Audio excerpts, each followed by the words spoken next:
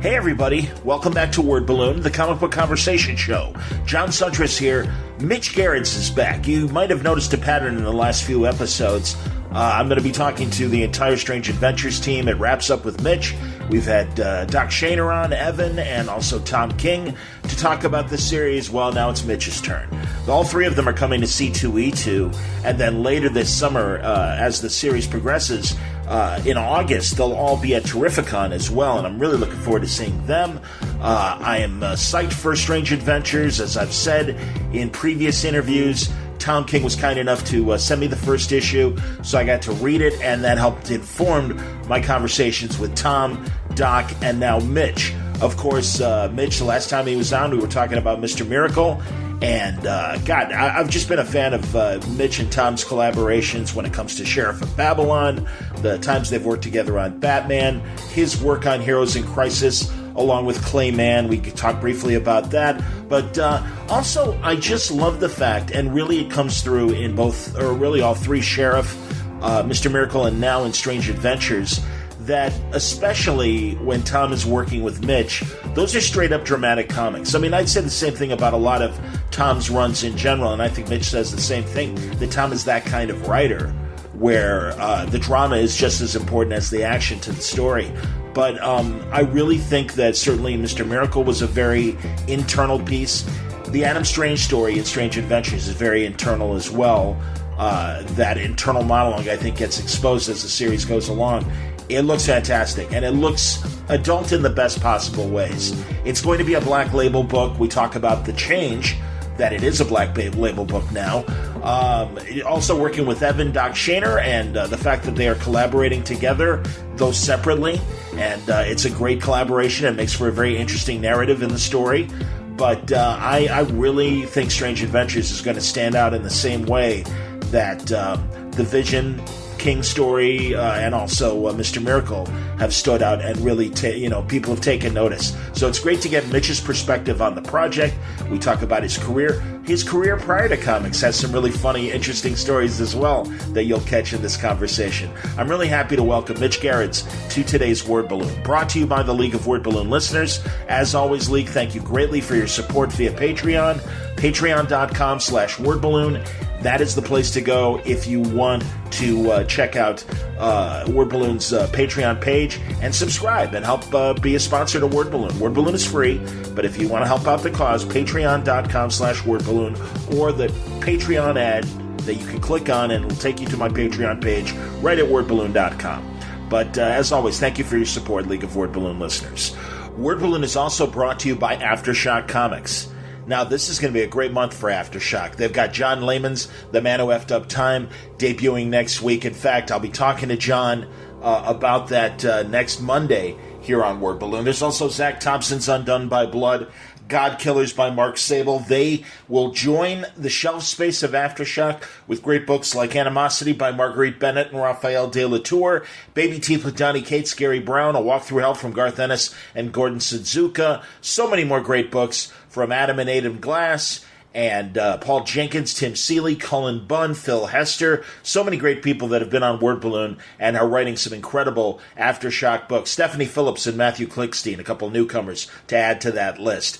Unbelievable stuff. You're going to find a book from Aftershock that will definitely fit your reading tastes. They have great genre-bending ideas with a very modern sensibility. Go to their website. You'll find full story descriptions, preview pages, and the diamond codes on how to get these books through your local shop at AftershockComics.com. All right, let's get into it now. Brand new conversation with Mitch Gerads. We're talking about Adam Strange, Strange Adventures, of course, looking back at Sheriff of Babylon, Mr. Miracle, and a whole lot more. A great conversation on today's Word Balloon.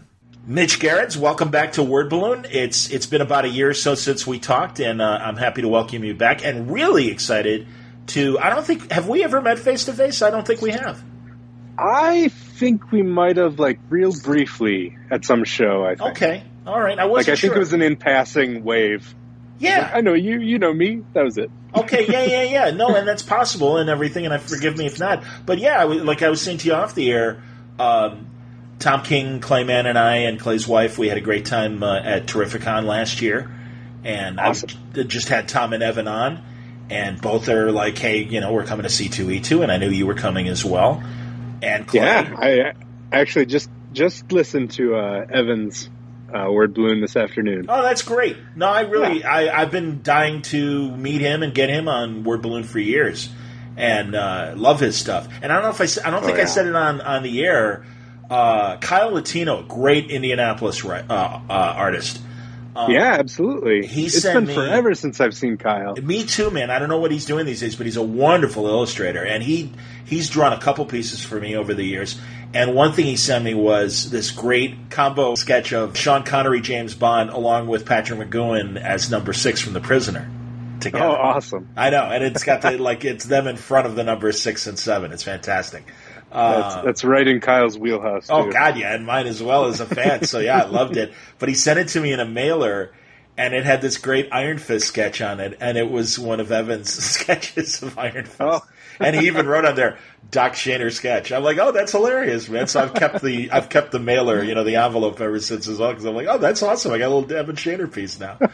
So that's funny. Truly, man, I'm thrilled that the three of you are working together, Tom, Evan, and yourself on Strange Adventures. Yeah, me too. Yeah, tell me about, were you excited to do Adam Strange, or just, okay, you knew you and Tom were going to be doing something next after everything you've done from Sheriff to Mr. Miracle? Yeah, no, so the origins of us doing Strange Adventures was Tom was over here at my house in Arizona.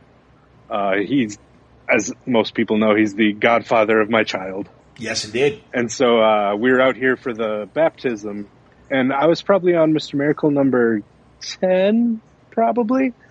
And we had the conversation of, so what are we doing next? Like, what's our thing? Yeah. And we knew Heroes in Crisis was next, but, what's our next 12-issue thing? Mm-hmm.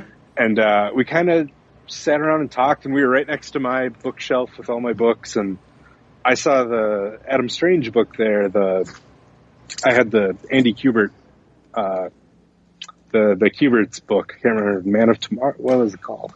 I know what you're talking about. That was that. Yeah. Like either late 90s or early 2000s. Yeah. And so I was like, oh, what about Adam Strange? Because, my very first ever, self-published thing was a book called Johnny Recon.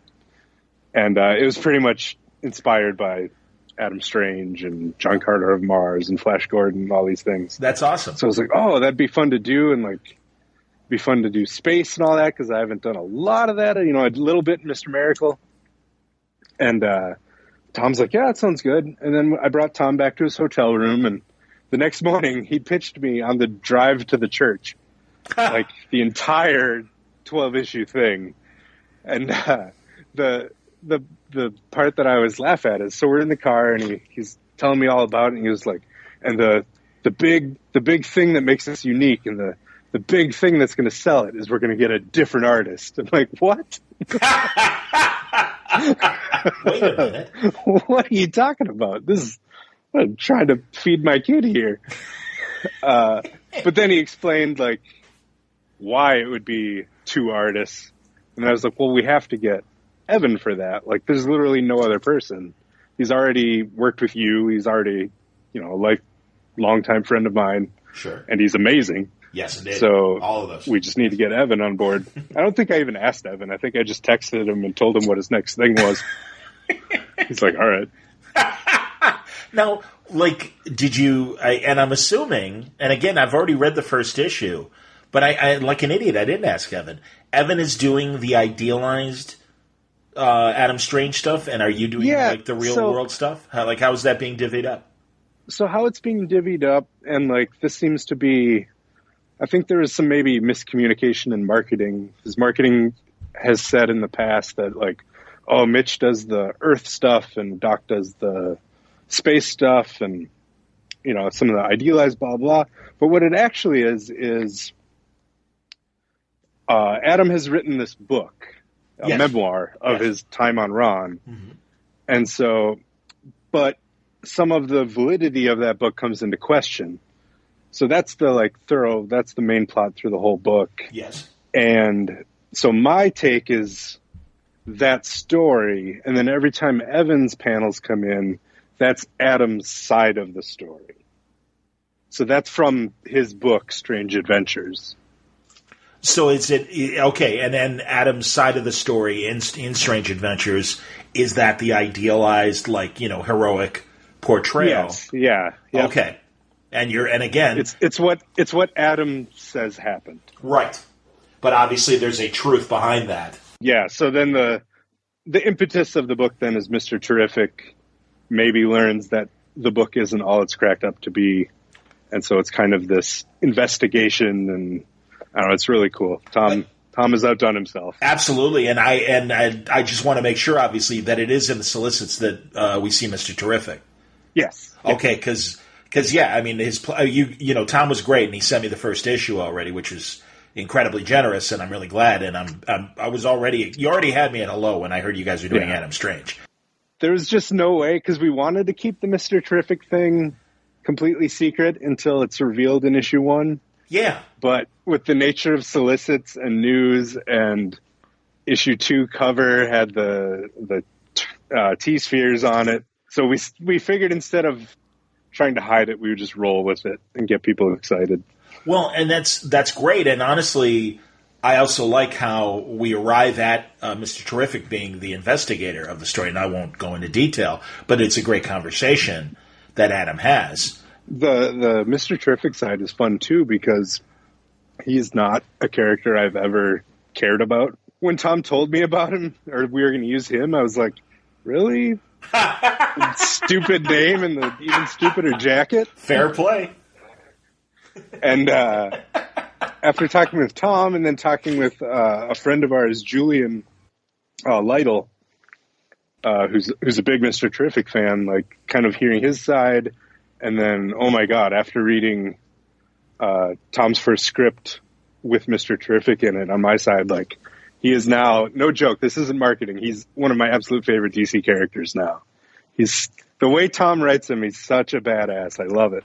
Oh, I'm really looking forward to it. Well, I liked his role in Checkmate when Rucka was doing Checkmate and everything, and in JSA as well. I think he's a great character, and I was really bummed when they did the New 52 that his solo series didn't pan out, because it should. You're right. He does have that goofy jacket, and it's obviously a callback to Terry Sloan, the Golden Age Mr. Terrific and everything. But the history of it is great, and like again, it's stuff I didn't know. Oh yeah. So as you know, I researched the character and stuff, but like there's a moment in issue 4, the one I'm working on right now. I won't spoil it or anything, but there's a moment in there where like it made the jacket the coolest thing ever. Interesting. So no longer will people make fun of that jacket. As opposed to fair play, it should almost say like Marlboro or something, like a NASCAR driver or something like that. That's what it always looked like to me. So very, very NASCAR looking, but whatever. But no, it's great. And yeah, Adam Strange, good Lord. I mean, I've already like gushed about it with Tom and Evan as well, but I love the jetpack. I love the fin on his head.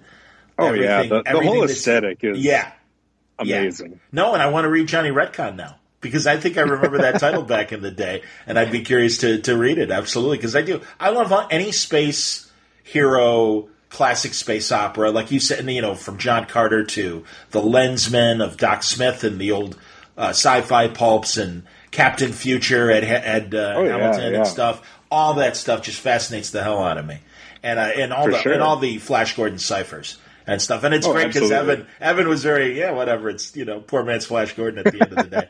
And that's cool. I'm glad he's got that attitude. That's fine. Oh yeah. No, it's been fun because all three of us have been coming at the characters in completely different ways, mentally. And, it's been fun to sit in that virtual room, texting back and forth and kind of seeing everyone's side of things. Have you gone back and looked at those old Mystery in Spaces and looked at like Murphy Anderson stuff and some of the classics? Oh yeah, no, that giant brick of a book is always next to my computer right now. That like silver Adam Strange omnibus. Sure. That's cool. That's great. The funniest thing about that, and I told Tom I want to do this in a future issue, so hopefully he lets me. But if you look at that book, it's humongous, and there's like 1 million issues in it. But if you start flipping through it, the entire book is faraway shots. Oh, yeah. Everything is a faraway shot. I'm like, oh, Tom, one issue we should just do that, where everything is, you could fit half the city in every panel. Yeah, I know what you mean. Yeah, you're right. Yeah. That's a good point. That's very good. I love, and another thing is that I think it was Rick Veitch writing no, maybe it was still Alan Moore, but that Swamp Thing story where he goes to Ron. And that was Alan Moore with Rick drawing. Rick drew it. Okay, great. Yeah, but just like, again, that simple kind of, monsters, I hate them. And very meat and potatoes. English? Yeah, very, very meat and potatoes attitude towards alien races and stuff. Hate them. Let me get my ray gun. All right, no problem. And that's, man, I'll tell you, there's great moments with the ray gun, both in, Doc's art and your art as well in that first issue of Strange Adventures, and I'll leave it at that. And really, that's the thing is the two sides of Adam. The book tour, real world Adam, and then the idealized adventures that are in Strange Adventures. It's very interesting, and there's a really interesting kind of psychological bent to that all. And I think my biggest, it's one of the most fulfilling parts of the project and, most challenging part. That's usually how, hopefully great books are made, is they should be challenging. But is the idea that I have to make every character in that book endearing. I want everyone in that book to be someone that fans might grab onto, because as that mystery unfolds, you don't want to start tipping your hat as, oh, this guy sucks, this guy's great, this guy's blah, blah. And so I feel like we've done it the 4 issues in. Alana is now one of my favorite characters. Adam's one of my favorite characters. Mr. Terrific. Oh, it's been great. Well, and I wanted to talk about Alana because I think Alana has a very interesting character track in both dialogue and really your guys' art, and especially I think your portion of the story. There are some nuanced emotions that are going on through Adam and Alana, and I'll keep it, again, oblique. Yeah, Alana is definitely the most emotionally complex of everyone in the book. Yeah, that's great. Well, and again... And it's only amplified as the series goes on, too. I believe it. Well, no, I believe it, and it's interesting timing. Do you think of this as a political story? Yes, only in that, when Tom and I were coming up with the idea, that's absolutely was the impetus for the whole idea. Was, we're in this world now with, this battle of truth and perspective and fake news, I guess. Yeah, for real. And so, that's kind of one of the things I love working with Tom, is that not only do I get to draw fun things for DC Comics, but I feel like I get to create some art and kind of say something with my art, which, not a ton of comic artists get to do. And I think that's the beauty of Tom's writing. I think you're right. And I think also, again, the projects that you guys have done together, not only Mr. Miracle, but obviously in The Sheriff of Babylon, you guys are doing dramatic comics. Yeah. There's action there, but there's a lot of drama in there too. Yeah. And that's the kind of stuff I'm interested in. I'm a total comic nerd. Every Wednesday Warrior, I get all my books, too many. Backlog is way too long. But, as far as me creating comics, that's the kind of stuff I love, is the real meaty, nuanced things where we can kind of break the mold a little bit. Yeah, and I mean, that's the thing. It's Adam Strange always was portrayed as this classic action hero, and certainly coming from the Silver Age. Yeah. It was all very deliberate stories and very much, hero versus alien monster, and, shoot him down while you're on your jetpack and with the ray gun and everything. But, I mean, I love the acting that your art conveys when we're dealing with Adam and Alana as far as their real-world situations. And, Alana is very much a politician's wife in this story. And again, people will discover that as they read the story. It's fantastic, though, and it really, especially compared to, and I forget who wrote that Kubert's story.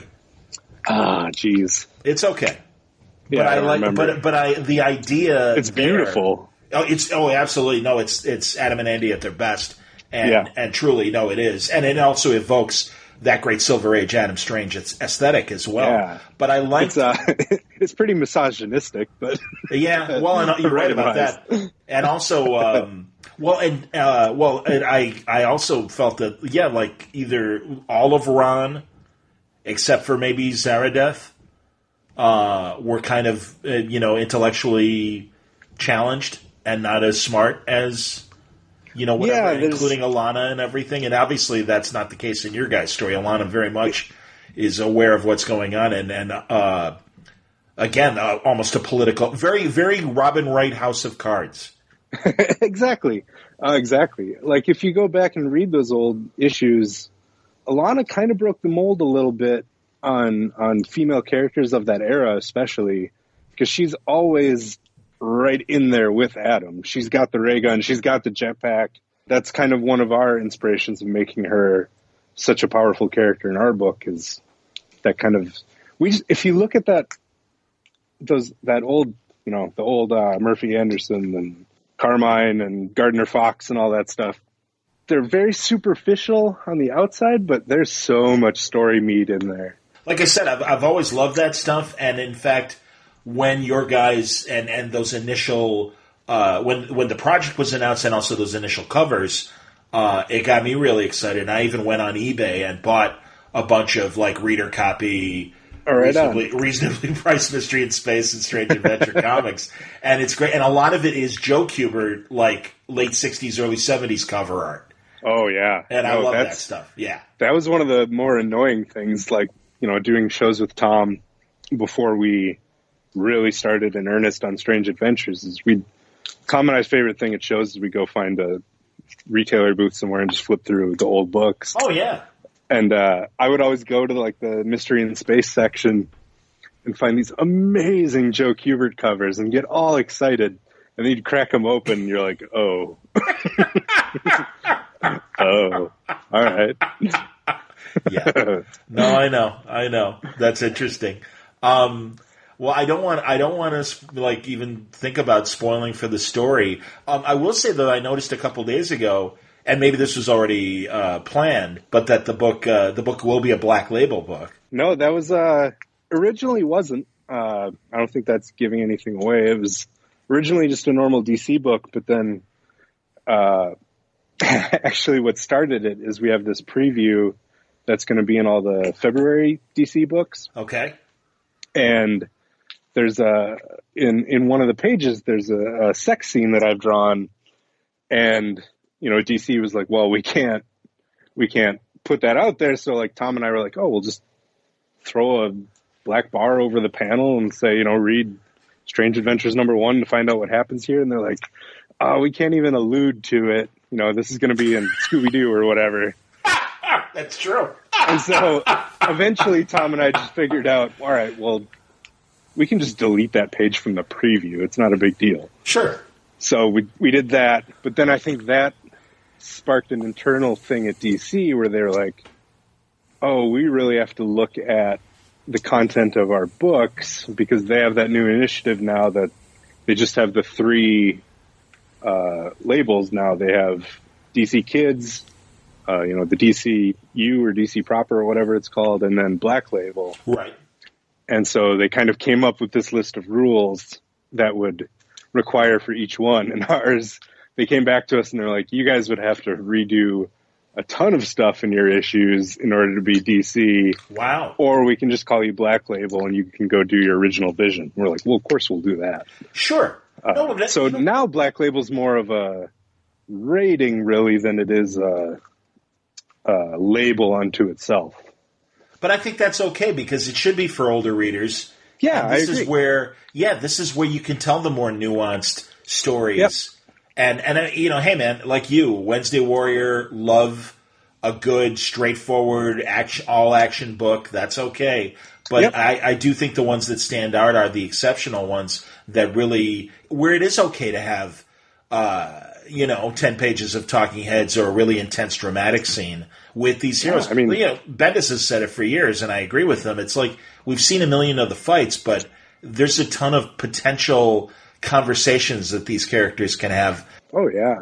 I remember, I think Bendis did an interview for, I want to say Newsarama, maybe Comic Book Resources, a long time ago, where he talked about how nobody would ever want to watch, or nobody would ever want to read 22 pages of Spider-Man eating a sandwich. And then he did it in an issue of New Avengers with Stuart Immonen drawing it. And it's like my favorite issue of all time. It's literally just everyone at the Avengers Tower just like chit-chatting. And it's glorious. Sure. Oh, no, I understand, man. And I was it Darrington? I think it was Darrington with Fraction on Fantastic Four. And when, when Johnny was killed, and all of us readers are like, all right, he's going to come back. But there was like a great scene of Spider-Man and Franklin on a rooftop, and he's absolutely, and he goes, believe me, I know what it's like to lose an uncle. That means a lot to you, and it's like, man, it's like we all are like, oh man, or God, I've said it a million times when Brubaker and company were all doing the original Winter Soldier story and stuff. And there was just a lot of great acting, even just moments between the fights where Cap is dying inside. It's like, Bucky, it's me, man. Come on. It's me. It's like less a comic book and more of like a Tom Clancy thriller. Yeah, well, that too. But really just the character, the dramatic character moments. Oh, absolutely. And really, God, I look forward to finding out what's going on in Adam's head. Because he's detached and he's on several different mind tracks in that first issue, and I think that's really fascinating. And I look forward to that part of the story. Everyone's kind of inner workings gets amplified each and every issue from that point. That's terrific, man. And again, a great next chapter for you guys after Mr. Miracle. And I can only imagine, and I don't want you to spoil or anything, but I can only imagine some of the other normally C-level DC characters that might be rattling around in your guys' heads and like, hey, I got an Ultra the Multi-Alien story. Let's tell that. you never know, like, just because I don't think Tom and I, when we sit down and like come up with these ideas, we've never once sat down and go, all right, well, come up with a C-level character, a B-level character. So we've pitched Batman stories and stuff. So it just boils down to like who we think has some humanity in them, and then kind of exploring that. Understood. No, I understand that. Well, and again, there's still a lot of great like conversation stories. Kelly Sue's doing it in Aquaman. Yeah. I really think, God, that crucial scene where Mara's like, hey, I'm pregnant, and Aquaman's like, I can't handle this right now. And it's like, that's fantastic. And it really was superheroes acting out the whole, hey, guess what? I'm a baby mama and it's yours. And it's like, I got to go get a pack of cigarettes. I'll be right back. And it's like, that's fantastic. It's like, wait a minute, that's good. That's some adult kind of like, shit that they've got to deal with. And I think, for the longest time, we've just enjoyed PG-13 stories with these characters. So let's get a little dirtier in terms of a little more human nitty-gritty. Yep. So and I firmly think that fans, too, when they're reading things, anything you read, whether it be in comics or see in movies or read in novels, like anything that kind of speaks to you or that speaks to like, oh yeah, I know exactly what they're going through right now. Like that stuff's the stuff that lasts with people. Yeah. No, I agree. Do you like these single character stories? I mean, obviously there's a cast involved, but would you ever want to do like a team story or anything like that? With Tom, yes. Only because Tom and I have discussed this where Tom is a writer who understands that if you have a team book, it doesn't mean that everyone on the team has to be in every panel. Yeah, sure. No, I get that. So I would feel safe that way, but there are a lot of writers out there who think that the team has to be on every page, which maybe it's an editorial thing, but... Well, yeah, no, and I get that, and you would imagine it is kind of it's supposed to be an action hero army of sorts, kind of attacking, the story in general, or being attacked by it, and certainly, again, that's the classic tradition of those team books. But I kind of like, those quiet moments, like when Meltzer was writing Justice League, 10 years ago or whatever, and stuff like that.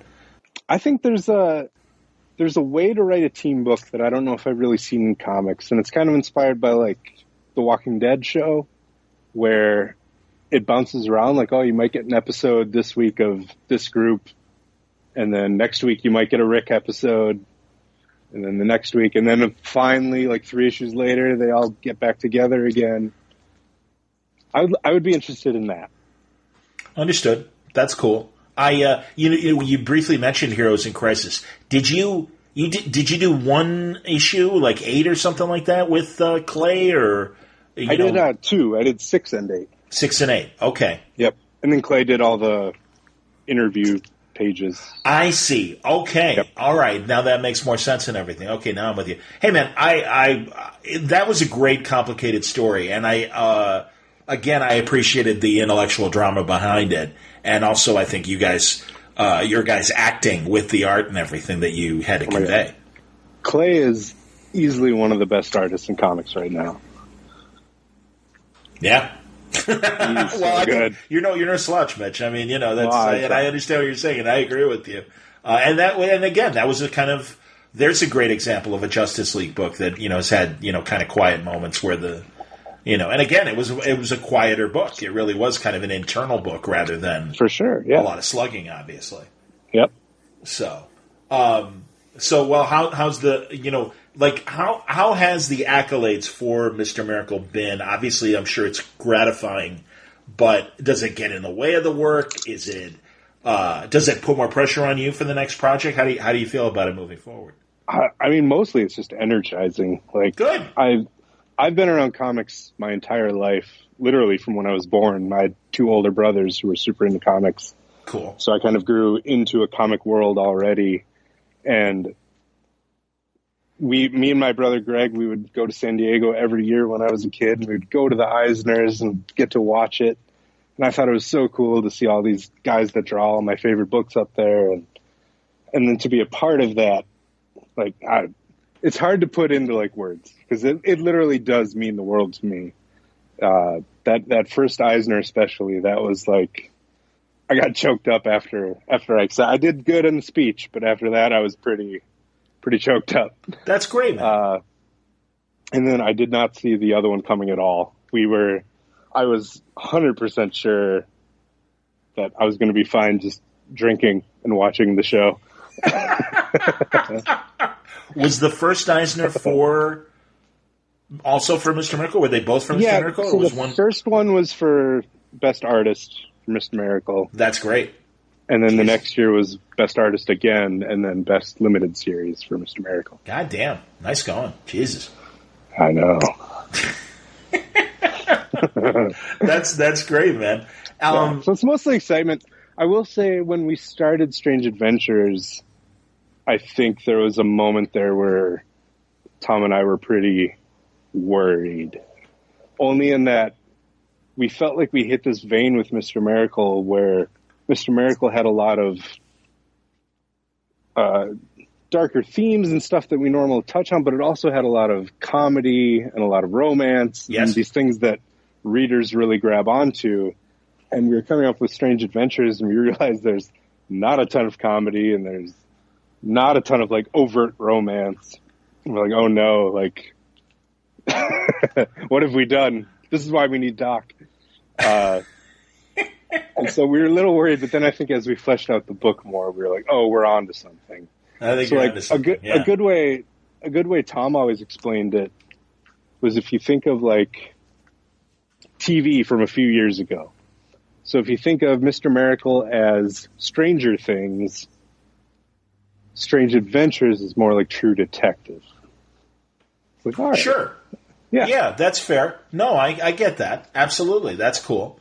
Well, and again, I think this is it is different enough that as great as Mr. Miracle was and stuff, there'll be comparisons, but they really are 2 different stories.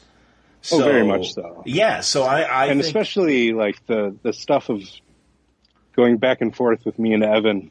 Yes. Like it's so, we were just talking about it today. Both of us were kind of having a moment where we were just talking about how like creatively energized we both are doing this. Just because there's little things like I think Evan talked about this in his interview, where like the first issue and a half, actually first like 2 issues, we really didn't share stuff ahead of time with each other. And then we were very pleasantly surprised when a lot of those transitions worked out really well. And then in the 3rd issue, we kind of planned a few more transitions. And it's like so gratifying to just like see ideas work. Oh, I know what I was going to ask you regarding the quotes that Tom is putting in the book and stuff like that. How much of that, like, does that like impact the art in any way? Do you think about that? Does it kind of dictate a style for the art for that quote in that specific chapter? Yeah, I mean, I definitely highlight those, and I kind of think about what it means, and I try to use it a little bit. Sometimes it's more overarching than it is about that specific issue. But Tom's the biggest nerd I've ever met in my life, which is hilarious because that's all he calls me on Twitter. Literally, when he came out here for my son's baptism, he just had like 6 comics journals from like 1988 in his hand. Oh, that's great. Like, we're all like having this party in our home, and Tom's in the corner on a couch reading comics journal from 1986. So see, Tom just like, I've never met someone who knows so much about the history of comics, and like Tom's favorite thing in the world is we go to a show and he finds out which like, old Golden Age creator is there, and he tries to get them to go out to dinner and just kick that's their brains. Fantastic. Yeah, and Tom's the reason I've been able to meet so many amazing people. I got, we had dinner with Howard Chaykin or not Howard Chaykin, Walt Simonson. And, that's good. I love Walt. Yeah, Walt and Wheezy. And, it's go through the Rolodex. Who else have you had the chance to meet that you're excited about? I mean, all sorts of people. Sienkiewicz and great. God, Sienkiewicz is so good. Yeah, he's a good dude. He's a really good dude. Absolutely. Oh yeah, he's fantastic. But so Tom has this wealth of comics knowledge, and he just loves it so much. Like, whenever you mention comics around that guy, he just turns into a puppy. And so he finds all these great quotes. You forget that, like, sometimes that, like, comic is like true art sometimes, and the way these people think about their process. And yeah, it's been pretty cool. And those quotes they're amazingly curated by Tom. Well, and I'm much like you guys are talking about going to the dollar bins and looking for old Bronze Age comics or whatever. I am like that with Comics Journal and also Amazing Heroes and Comics Interview, David Anthony Kraft's comic magazine. Because and it's kind of honestly the pattern that I try to follow with Word Balloon, because it's like, what are these creators thinking as they're making this stuff now? But then also you do get those great old-timer interviews as well, real old-timers. I mean, and I understand that Howard and Bill kind of qualify for that now, and, certainly it was 30 years ago or even more in some cases with their books. But that said, or even in Howard's case, 45 years ago or whatever with Star Wars and things like that. But it is great hearing from the Silver Age and Golden Age creators. I love Roy Thomas's Alter Ego book for that reason as well, because really I think there's a bit of a disconnect with getting the full straight story on a lot of comic book history.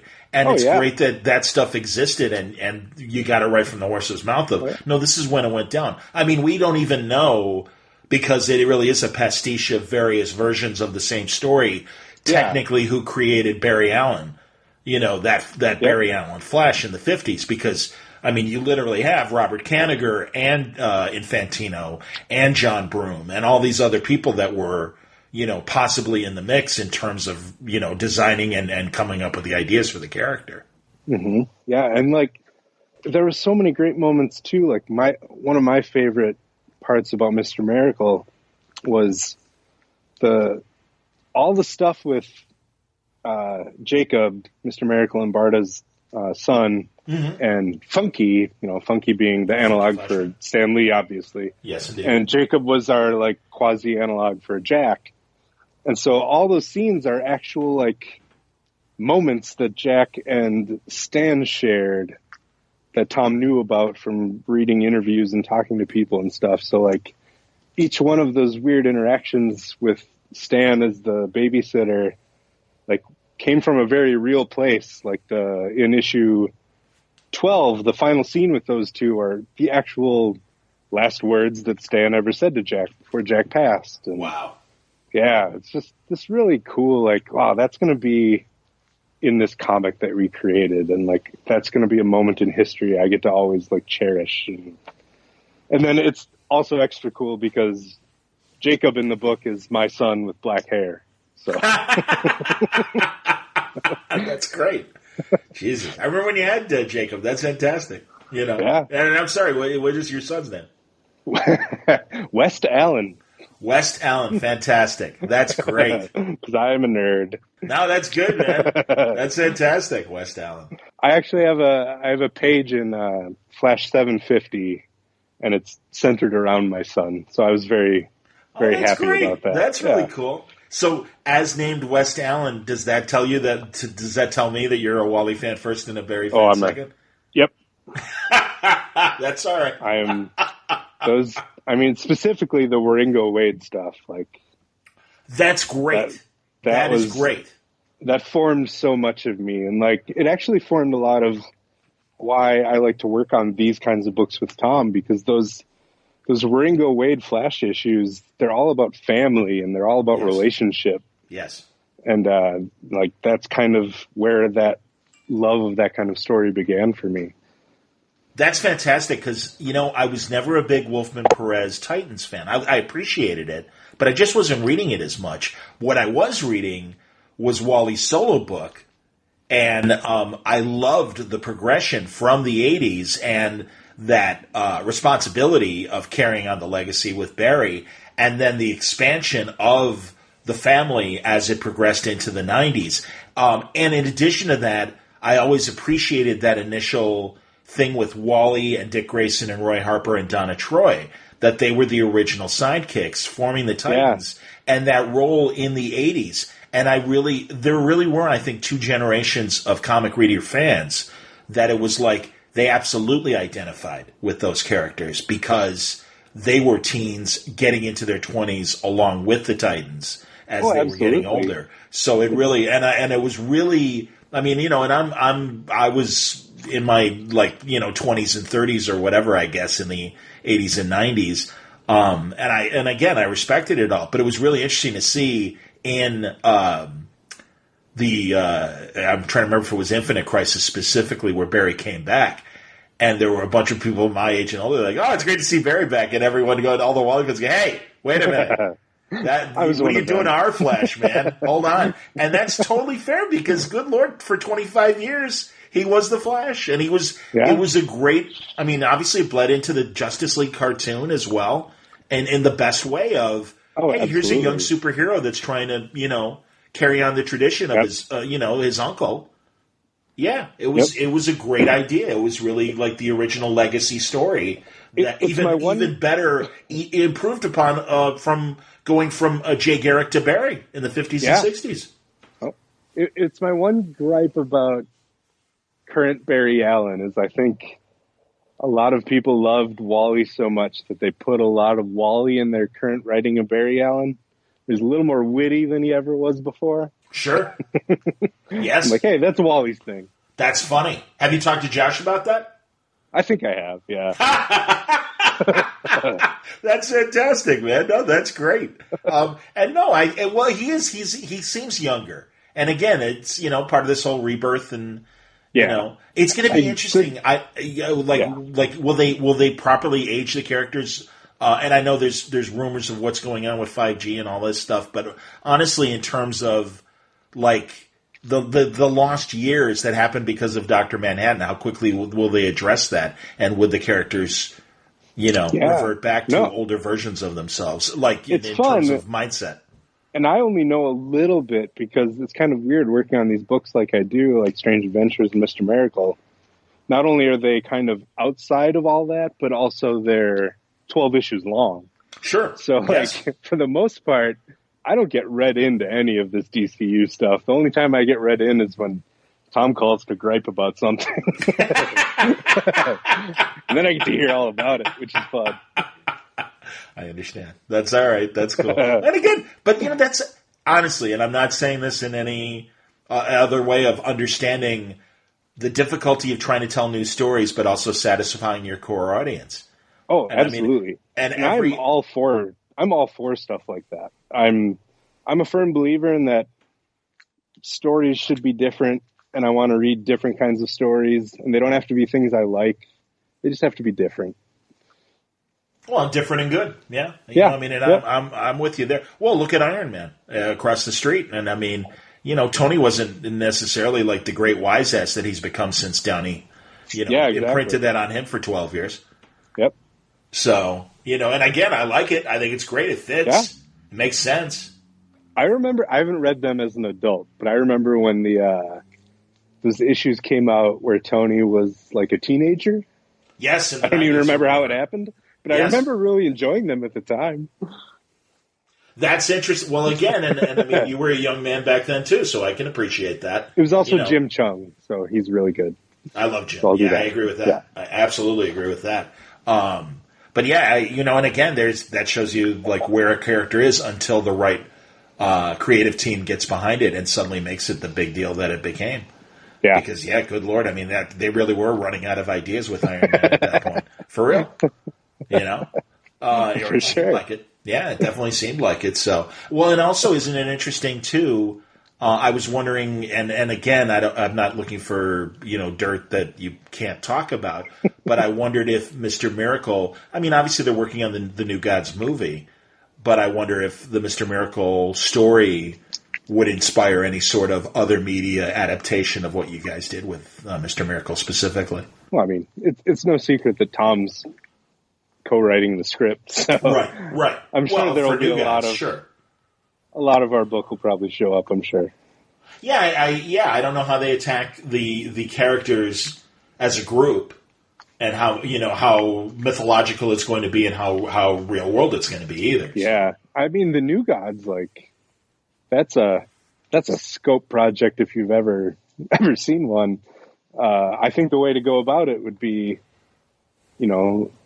treat it as there might be another one. So then you can kind of do the first one as a way into it, and then the next one you can branch out. Because that's a lot to put into one movie. Yeah. No, I know it's incredibly ambitious, and again, it's just like, again, across the street, I think the Eternals is going to have the same challenges. Yeah. I'm excited about that because I don't really have any history with the Eternals. I barely know who the Eternals are. I'll confess, and I'm older than you guys. I feel the same way, man. So I'm kind of excited for the movie. I'm like, all right. Me too. Well, and again, I think then we can take the movie on its own merit and not, raise our hands and be continuity nitpickers that are like, excuse me, I would guess that most people in that theater have not read the backlog of Eternals comics. Well, and truly, it's just like back, 10 years ago when they're like, and we're doing Guardians of the Galaxy next. And I said, what? Yep. Really? Why? Are you nuts? Yep. Truly. And, I had those conversations with Bendis and Joe Quesada as well. And it's just like, hey, what you guys are doing is great. Is this going to be the first one where it's like, whoops? And they're like, we know what we're doing. And I'm like, all right. And who knew? God, Rocket Raccoon and Groot are, a household god, every toy possible now. Absolutely. So, yeah, it's insane. Are there Marvel characters that you'd like to do eventually, or have you already done them and I wasn't aware? It's a tough one for me, only because I know Tom's this way too. Most people you talk to, they all talk about being Marvel zombies when they grew up. I was a DC kid. I was all Batman and Superman. And so that's where a lot of my love lives.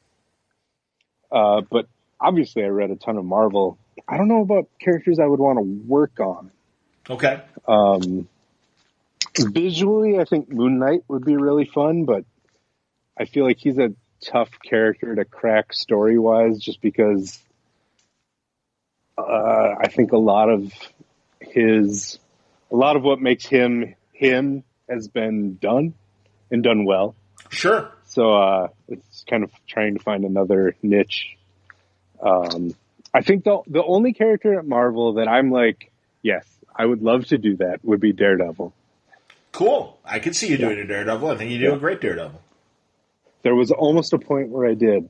Charles Soule hit me up to write or to draw his run when he started, and I had just signed on to Sheriff at the time, I think. Wow. Oh, wow. So Interesting. yeah. Man, that's a tough choice, Mitch, because, obviously, Sheriff's a great book and everything, but, from a royalty standpoint or whatever, however you guys make money on the back end, good Lord. I mean, you think that's like a no-brainer of, well, yeah, I'm going to go to Daredevil. And I love Charles. Charles is a great friend, but I like Charles a lot too. I feel like I made the right choice on that. I hear you, man. No, and again, oh, dude, truly, and I was eventually going to get to it with Sheriff. That is so greatly in yours and Tom's back pocket to get back to when you can. Yeah. And I know that, Tom has said on this podcast and stuff that certainly the Volume 2 ideas are there, and I'm sure you're both comfortable with the, He's already written it. There you go. It's been written forever. There you go. It's just we've been waiting for not only a good time to do it, but also there's some rights stuff and all that. Yep. No, I look forward to when you guys eventually are able to pull that trigger. Do you think, it's so funny. I remember, I think it was Hitchcock where they said, the fun for him was really doing the storyboards. And then when he actually had to shoot the movie, that was kind of the drudgery or whatever. And so do you ever worry that maybe because this is kind of set, that when you guys do get to it, it'll be like, oh shit, I've been talking about this story for 10 years. Good Lord, now we're going to do it, Yeah, honestly, like the idea of going back to it right now, I'd be like, oh, okay. Not that I don't love the idea of it, but just that, like, I don't know if it's the right time for it. I understand. Like, I feel like Tom and I are really kind of hitting our stride with the stories we've been coming up with within the various worlds of DC. And I want to wait till Sheriff 2 is something where I'm like, yes, that's the next thing. That's what I want to do. I also wonder if there would almost be any rewriting depending on how current events I'm sure there would be. How things are going to change and everything over there. Yeah. Good Lord. No, truly, man, I love Sheriff of Babylon, and that's really... Yeah, I'm so proud of it. Yeah, well, you should be, dude. That issue 5, like... I know I worked on it, but, like, I reread it all the time because it's such a beautiful issue. The one where Chris and Sophia are just drinking a bottle of vodka and talking about the war. It's literally 22 pages of that. Yes. And it's just this beautiful moment where I think Tom gets to say something that he's always wanted to say, and he gets to do it in comic book form. And I was lucky enough to be there to get to draw it. That's cool. And you've done a lot of cover work as well, a lot of variant cover work and other things, right? Yeah. No, I love covers. I come from a design background, an advertising background, so covers it's a fun challenge for me. Have you done any advertising work that we might have seen on a national level? Yeah, you've probably had it in your house. Well, maybe, depending on what kind of cereal you like. Oh, what'd you design? For 5 years, I worked at a company that did cereal boxes for, cereal and other stuff for Nabisco and General Mills. And so I did a lot of the kids' cereal stuff, like Lucky Charms and Trix and stuff like that. So, hilarious. Cookie Crisp. Sure. There was a long stretch there where anyone who bought those kinds of cereals, I was definitely someone who worked on it. I remember some, of course, the nutritional article about kids, breakfast cereals and stuff, and they got to Cookie Crisp. They're like, look, it says cookies in the title. Is this a good idea for breakfast? It's 100% true. It's just sugar. But I actually I didn't get in trouble for Cookie Crisp, but I was the reason there was a recall on Cookie Crisp. What happened? I did a box where it was super cool, actually. So there's 3 different kinds of Cookie Crisps. There's like Cookie Crisp, and then there's peanut butter cookie crisp. Makes sense. And then like double chocolate cookie Yes. crisp. Yeah, I figured those were the flavors. Go on. Yeah. And on the back of the box, you could cut out these. So the idea is that Chip the Wolf, the mascot, is like a MacGyver. He makes stuff out of, junk. And so you could cut out the back of the box, and I made all these things where, like, one was like a sailboat, and one was airplane, and one was something else. But then also, like, on the side panel, there's a thing about how if you got all three, you could actually turn it into a robot. Like, I spent forever on this thing. Wow. But, yeah. Jesus. On the Cookie Crisp one, the main Cookie Crisp, it was a rocket ship. And the middle part of the rocket ship was this drawing of a washing machine, and Chip the Wolf is looking through, like, the glass porthole. Sure. And all of a sudden, I guess the package came out, and then General Mills got calls talking about how their kids went into washing machines to be like Chip the Wolf. Oh, my God. And so they recalled all the packages nationwide and redrew it as something else. That's unbelievable. Wow. Yeah. That is not, especially when you started with a rocket ship, that's not where my brain was going and everything. No. I'm like, man, it's probably something phallic or something. Yeah. Hey, that rocket ship doesn't look like a rocket ship to us. Just recall them. Kids are idiots. But wow, that's amazing. That's like, those old stories you'd hear about kids getting a Superman Halloween costume and jumping off the roof. Yeah, exactly. For sure. Wow. That's insane, Mitch. And also, I had no idea that the Cookie Crisp mascot was like breakfast cereal MacGyver. That's fantastic. Yeah, yep. Jesus. You see, there is a comic book. Did they ever... Boy, that would be fun to ever see. And did they ever do any sequential comic book style storytelling with the... No, I think my boss at that job always got annoyed with me because literally every ideation meeting we had, I pitched a comic book form of something. And that's the reason, like, for a while there, they took me off of General Mills and they put me on Nabisco because Nabisco had the Justice League license. Oh, okay. And so I did a lot of, like, Teddy Graham's Justice League stuff. Oh, that's fun. That's cool. That job was actually really fun because I don't think a lot of people know, like, all the games that are on the back of boxes and stuff, that's all just, like, us coming up with that. It wasn't, like, given to us. So, like, most of my days I would spend in a room with a bunch of my friends talking about, let's make a crossword puzzle. Let's do this. And then we'd figure out how it worked. And it was kind of fun. That's awesome, man. No, and again, coming from, the 60s breakfast cereal generation and stuff, I mean, sadly, I can go back to that. Quisp and Quake and things like that. Oh, yeah. And all the old Captain Crunch cartoons that were animated by the Bullwinkle people.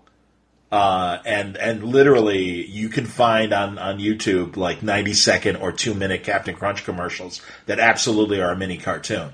And they're great. Yeah, for sure. So, but also, I think of people like Franco, the Tiny Titans co-creator, that, he was doing like mazes and puzzles and things in Tiny Titans. Yeah. And, that kind of stuff. So, no, that's great. But it is great to hear that, that like, that kind of activity is still an important part of the cereal box. I thought when you were pitching comic books to your guy, that's like, hey, the only thing we want them to read is the back of the box, okay? That's all. Man, it was a tough job, though, because those executives at those companies, they're not fun people. So like trying to convince them of what was fun, it was not easy. Like I remember me and one of my like cubicle mates or whatever, we pitched this one idea, and part of the meeting is we showed part of an episode of Adventure Time, and we're like, we've done focus groups that like kids love stuff that really doesn't make a lot of sense. Like they just kind of love crazy shit. And we could not get them. Like they were offended after watching Adventure Time. Like, this just doesn't make sense. This is stupid. Wow. Like, yeah, but you're also a 60-year-old white dude. Like, yeah. Jesus, that's hilarious. When you said that they would switch it into Nabisco, it's like, yeah, try and make a comic book out of Wheat Thins. Good luck. Ritz crackers. Yeah, sure. Hilarious. A large part of the Nabisco gig was just little bursts that say, like, now with whole wheat. That's like a word balloon. That's all right. Yeah, exactly. Jesus. That's very funny, man. That's fantastic. Honestly, Mitch, I'm glad we went down this little corridor because I had no idea, and I think it's incredibly fascinating to hear that side of your career. Too funny. That's wonderful, man. Yeah, no, actually, I mean, the one of the best things to ever come of my life is that we lost the General Mills account at that job, and so all the General Mills people were let go, including me, and that's kind of what started me like, all right, I'm going to give the comics thing another shot, and that's how I got in. That's outstanding. What did you do prior to that? Were you pitching other companies and stuff, and you weren't getting nibbles? I was in a wonderful spot after I got let go from that job where I did not have a girlfriend. My rent was all right. I could live off ramen. I understand. And so I just filed for unemployment, and I put my nose to the grindstone on comic stuff, and we self-published that Johnny Recon book, and then just kind of talked to people at shows, and then that got me into coloring, and then I colored for Boom for a while, and then that got me a job drawing, and yeah. Oh, that's great. Yeah. Very cool. Well, and that's another thing Evan mentioned regarding Strange Adventures, that obviously you guys are doing everything. Yeah. Evan coloring himself is the greatest thing on earth. I've been telling him he should do it forever. He was saying. And finally, yes. I got him to do it. Yeah. But yeah, I'm so excited. Specifically, we just turned in issue 3, and it is gorgeous. Like, Evan, I've never seen Evan look as good as this, and that's saying a lot. And thank God I feel like I turned in my best issue yet, too, because I didn't want to be up against that. That's excellent. Wow, you guys are pushing each other. That's terrific. We absolutely are, because I'm terrified of a review that's like, I loved Evan's pages, but Mitch's pages sucked. Ugh. Like, that's my nightmare. I'll tell you, honestly, I was so surprised at how much both of your styles of art were more complementary and less contrasting than what I was expecting, given the description of what you guys are doing in Strange Adventures. Yeah, no, I think we obviously have very different styles, but I think a lot of our sensibilities line up. So I think it just kind of naturally works together rather than looking alike. I think they just work together well. That's cool. No, I agree with you, man. And again, it's not I mean, again, you know the difference of when we're getting Adam's side of the story and then the real world things that are going on. But that said, yeah, I mean, and truly, like, I think as well as the coloring. I mean, it just, and that's what I initially thought. I was like, well, maybe whoever's coloring the book, thinking it was only one person, maybe they're kind of unifying the styles, and that's why it looks so natural in its transitions. And then I learned that, no, actually, you're both doing everything yourselves separately and everything, and that's great. Yeah, and I've been doing this weird thing, too, where, like, I drive my art dealer nuts because I like Mr. Miracle is all digital. For Strange Adventures, I'm doing a weird thing where all my backgrounds are traditional, but the characters are digital. Oh, interesting. Yeah, so it's driving my art dealer nuts because he can't sell background pages. Right, of course. Yeah. Yeah, I understood. But it's been really fun. Like, I found all this...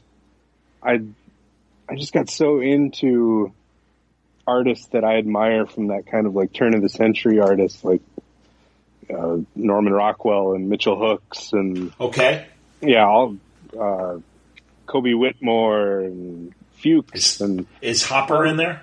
Yeah, absolutely. All right. And so like I just started like really getting into like getting a little messy with my art, and I was like, oh, I could do this with the backgrounds. I could get real messy, and seeing how different media blends together. Like I found if I take Copic markers and really saturate them, and I put white out on top of that, it kind of spreads, and it's just been really fun.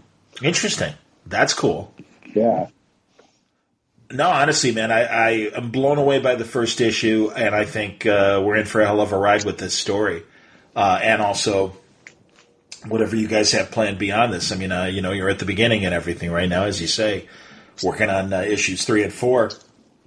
And you got 8 more to go, so I know you got plenty of time. A while to go. Yeah. Oh yeah. But seriously, man, no, I'm thrilled that everyone is enjoying your stuff because it's been great, and the evolution of what you're doing with each book, I think, comes through, and it's fun to see where your art's going, the direction that you're going. And again, I think you and Doc together, it's a very exciting, interesting book that does have action, but again, there's a lot of acting going on in both sides. And again, I think it's great that comic book readers are ready for that kind of story, especially in the superhero genre.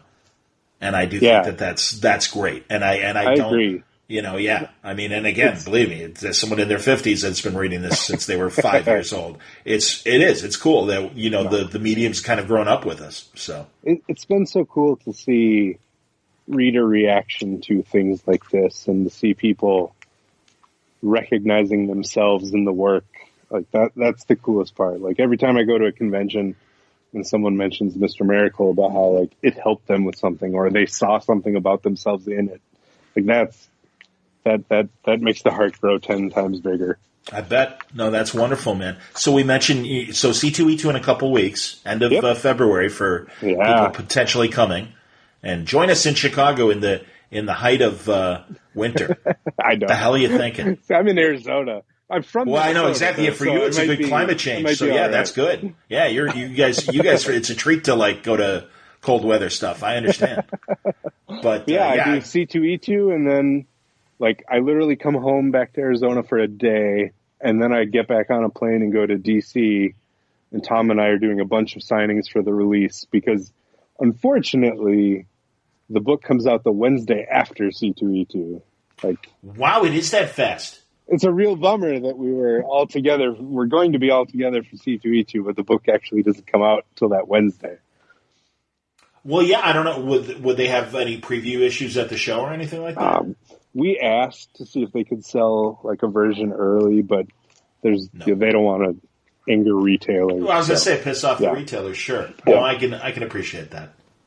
So I'm going to be doing a little tour of the DC, New York areas with Tom that next week, and great.